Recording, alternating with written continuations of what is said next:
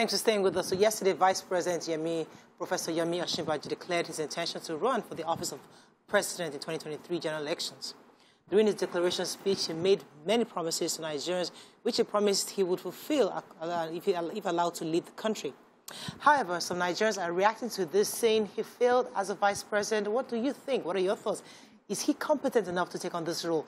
Okay, so since yesterday, everybody's been talking about different angles. You know, there's an angle of, oh, he's been in the system. There's an angle of he betrayed his godfather or his principal. There's another angle of he doesn't have the political structure. Others are saying that they observed that he's only anchoring on President Muhammadu Buhari. Because if you recall, during the convention, he kept referencing the good works of Buhari, the good of President Buhari, his leader, his this. He came back, even in the speech, declaration speech, almost every other sentence was praising the current administration. You're thinking, okay, so this man is obviously a life support in this campaign.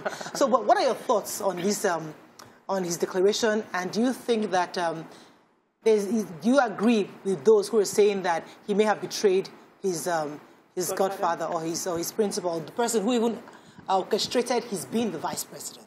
You see, I was one of those arguing vehemently. Like he can't come out. Like he can never come out. When his Oga has come out, like you see, when he announced like this, I see, everybody rock everybody rock shocking. Practically, everybody rock because they were shocked. You know how you want to hide yourself because I say, even here, I argued.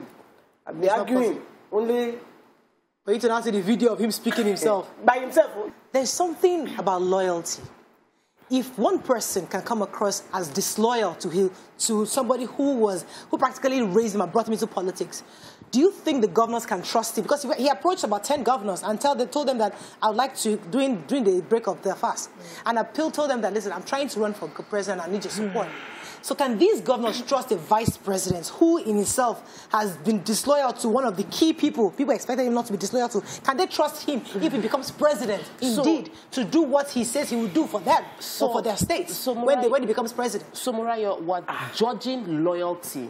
We're judging loyalty based on his declaration for presidency. I don't think that's a fair way to judge. I was shocked by his declaration. I do not judge him as a disloyal person because I do not know the private conversation he and his principals must have had, because the conversation of him contesting had been on since last year. Where posters had been on everywhere, and he refrained from coming out. So, because I do not know the private dealings, so we shouldn't do lip service or use social media to judge the loyalty of one person. That's my first opinion to anything. There are some things we need to change if Nigeria has to move forward. Loyalty to who?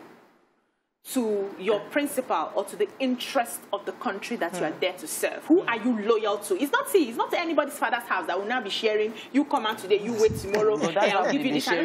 We need to come out of it. That's why we're saying we need a lot of new people, young people who do not have that mindset of I have to constantly wait on somebody else to hand me the cake or say go or wait or stay back. We need to move out of that and move into the fact that we need to take Nigeria forward. It seems like we go one step forward, 15 steps backwards. We can't keep doing this. So this is not loyalty for me. If you're competent enough and you come out there, forget it. We're going to be behind you. It's not even we need to take Nigeria forward. We need to take Nigeria back from them. Give us Nigeria. True. You people sit down, you have had your turn. Let new people come in. And let us see. Fresh minds. Fresh minds, fresh body. But don't we celebrate, or shouldn't we celebrate that there's democracy happening in APC? At least we're seeing that everybody seems to be coming forward. Yes, but in fairness to him, I think that time he was allowed to run the government for a few weeks. Was it like 3 months? Yes. Just that one time. Yes. People saw a change. Yeah, it was different. It was different. And when his principal, that's his principal, not Ashwaju, that is his real principle, came back. They just overturned a lot of what he did, and just it seemed to us that he was now so if a VP is coward, then with the presidency, because this cabal, this strong cabal, how they were able to cower him as a VP, do you think they will still won't have that kind of influence? Do you think he'll be strong enough, therefore, to run this country, even with this cabal that we all don't even know who this cabal is. He should, if he was president, because he could as vice president at that time. He hasn't been able to. We haven't really seen his magic after that one. After that first because 7 years broke his ago. wings. Yes, now. So I don't know whether he has gone to repair the wings now. Oh, no. But Osinbajo has listened. Would he therefore say that he will continue what Buhari has started? Because that's what people are saying. People are saying, uncle, what has Buhari done so far? Because yes, you want to continue. We know he has invested in infrastructure, he has invested in agriculture, but the average Nigerian on the street is saying, this Buhari government hasn't really done much. Yeah. So if you now come and declare and say, I will continue for me, what you're telling Nigerians is, this NEPA matter will continue. I'm a fan of the vice president. I love the way he speaks. Yeah. You know, I thought his speech was brilliant. Oh no, I feel that many. I think he has watched Obama's videos back to back. Like he has. I know. Of course. What I like is charisma. Yeah. I like the fact that he can engender hope in Nigerians. And one of the things that is lost, seemingly, we don't need hope now. We need action. Yes, we need action, but we also need hope.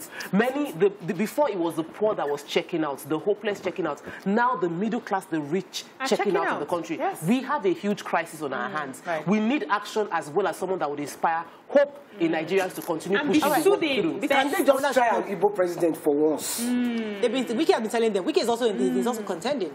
So we'll see. Just please. Peter Obi as well. I love Peter Obi. Peter Obi is also in the I mean, there are. Let's just even try for once and see.